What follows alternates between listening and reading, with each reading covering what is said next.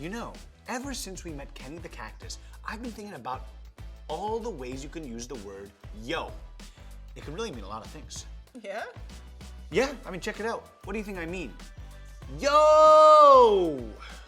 Something is really cool? Yes, exactly. Okay, what about this? Yo? Don't do that. Nailed it. Oh, this is fun. Okay, do it again. Okay, yo.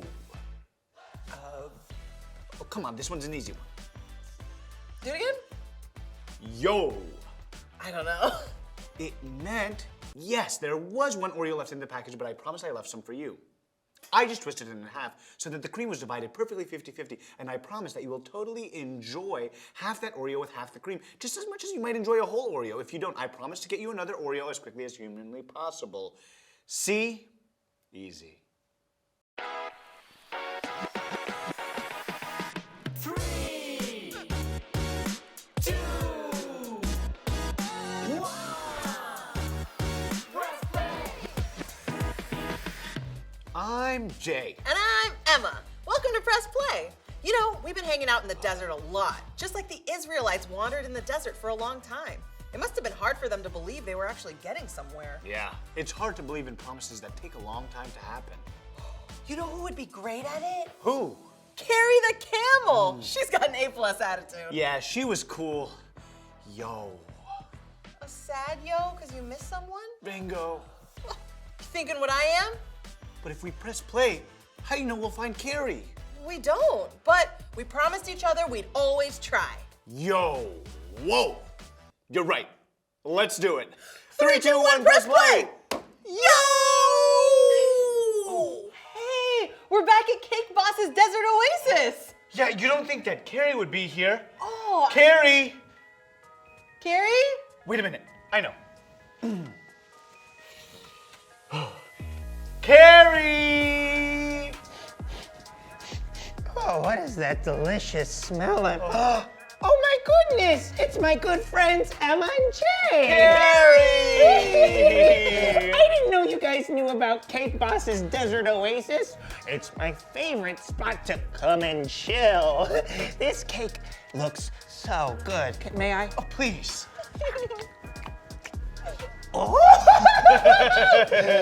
Carrie, we were just talking about you. Yeah, we've been learning about the Israelites wandering through the desert, and we were talking about how hard it would have been to keep a good attitude. Well, I agree. That must have been really hard. You guys remember the story I told you about water coming from a rock? Yeah. Well, in the book of Numbers, chapter 20, that happened again. But this time Moses made a mistake. God gave Moses specific directions about how to get the rock to gush with water. In Numbers 28, God says, "Take the staff, and you and your brother Aaron gather the assembly together. Speak to that rock before their eyes, and it will pour out its water." But Moses didn't do that. Instead, in verse 11, it says, "Then Moses raised his arm and struck the rock twice with his staff. Water gushed out, and the community and their livestock drank." Okay, so they still got water. So what's the big deal? Yeah, but Moses didn't do exactly what God said. That wasn't cool. So Moses wasn't going to be the one to lead the people of Israel into the land God had promised. Yo! Yo is right. Wait, why are you guys saying yo all of a sudden? Oh, it's from someone else we met. Look, no offense, but this isn't a very Carrie the Camel-like story. Where's the cheer, the joy? Oh. Yo! Emma, thank you for thinking of me so joyfully. In fact, I had my main man, Cake Boss, whip up Carrie the Camel's special caramel cheesecake, just in case you all showed up again. Right over there. Whoa! And looks like I brought my trusty forks. Thanks. Enjoy. And as you do, let me tell you the book of Deuteronomy, chapter 34. Moses climbed a mountain, and when he was up there, God showed him the place that was promised to the Israelites. He He got to see it with his own eyes. Then God talked to Moses about a guy named Joshua who would continue to lead the people into the promised land. You see, Moses died soon after this trip to the mountain, and Joshua would need to lead them next. Even though Moses didn't get to experience the place God had provided, he got to see it and remember the special promises God had made. Remembering God's promises can be a powerful thing. So, Emma, that's what all of us can do. We remember the things God says. We can talk about the ways God has provided. We can celebrate what Jesus has done.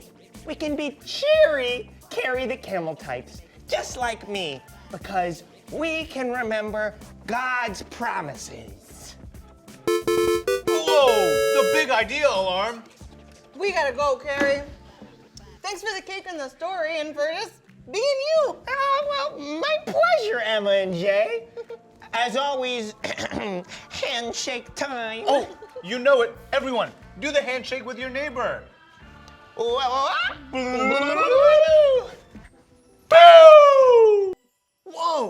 we gotta bring our donuts back? Yo, ho, ho, ho, ho, doodle-a-dee-doo. That's awesome. I'm saving mine. Ooh, you know donuts can go bad. Yeah, right. I promise, they can. Well, if that's true, then I've eaten a lot of bad donuts. I've eaten a lot of bad donuts. We pressed play and ended up back at the Oasis with Carrie the Camel this time. Yo, she was her regular, joyful self. She told us all about Numbers 20 and Deuteronomy 34, and how although Moses wasn't the one to take the people into the promised land, he died knowing that they would get there, and we can remember God's promises. Jay? You okay? I'm not sure. Great, because it's time to drop the verse! Woo!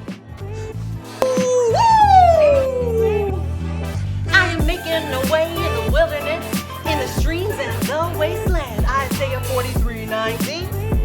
Isaiah 43:19. I am making a way in the wilderness, and the streams in the wasteland. Isaiah 43:19. Isaiah 43:19. Hello. I am making a way in the wilderness, in the streams and the wasteland. Isaiah 43:19. Isaiah 43:19. Okay.